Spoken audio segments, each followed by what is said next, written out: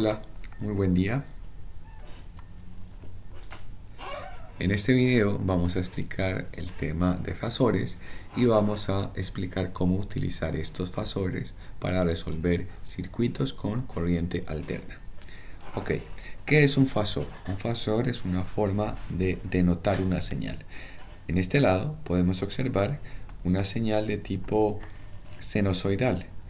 Esta es una señal en el tiempo y la gráfica de esta señal es de esta manera, pero la podemos representar de otra forma, mediante un fasor. Un fasor es un vector que tiene una magnitud y que tiene un ángulo. Por lo tanto, aquí que podemos observar que el fasor que representa esta señal roja es este que está aquí, que vean que empieza con una fase de 0, por lo tanto este ángulo es 0. Y el fasor que representa esta magnitud para esta señal de acá, para la señal azul, es este fasor de acá, y podemos observar que tiene un desfase. Miren que tiene un desfase. Este desfase es de 72 grados. Por lo tanto, la notación para un fasor, en este caso de aquí, la notación del fasor es 25 sobre raíz de 2, ángulo de ¿quién? De 0. Y para el otro es 38 sobre raíz de 2, ángulo de menos 72. ¿Por qué? Porque es un ángulo negativo. ¿Listo? La forma de escribir esta señal es de esta manera.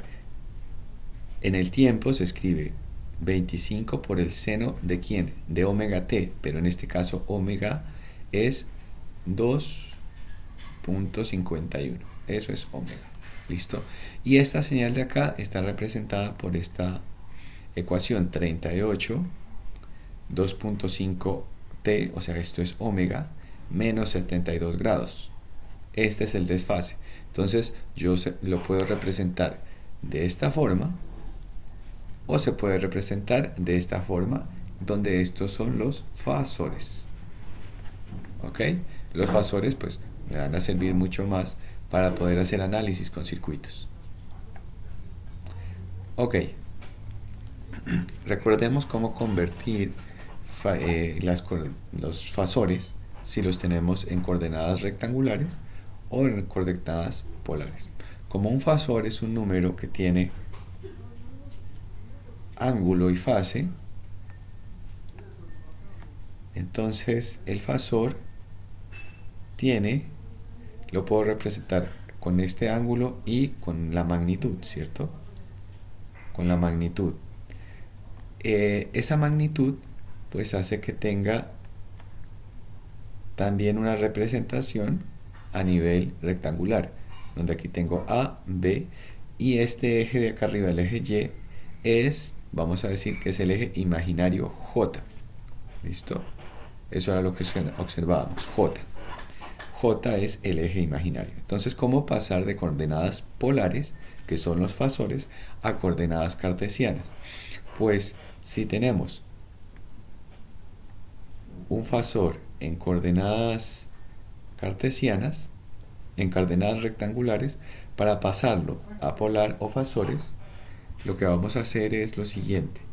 R, que es la magnitud, es igual a x al cuadrado más y al cuadrado, donde estas son las coordenadas rectangulares. Y el ángulo ¿cuál es? Es tangente a la menos 1. ¿De quién? De lo que esté en y sobre x. ¿Listo? Y esta es la forma de convertir.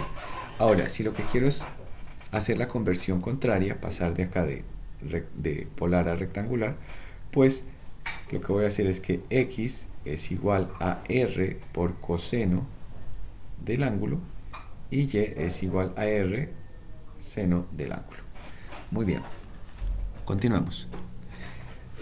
Cuando tenemos fasores, ya sean coordenadas polares o coordenadas rectangulares, podemos tener operaciones como suma, resta, multiplicación, división, entre otras.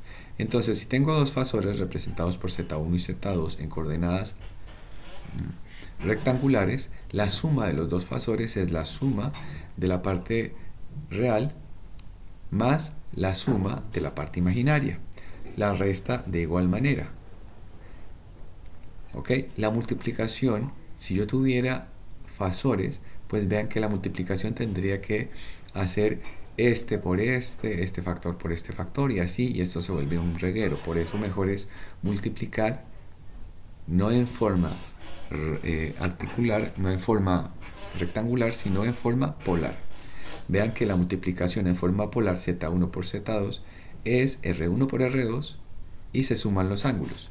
Y la división es se divide y se dividen las magnitudes y se restan los ángulos. ¿Ok? Estas son las operaciones que podemos utilizar con los fasores.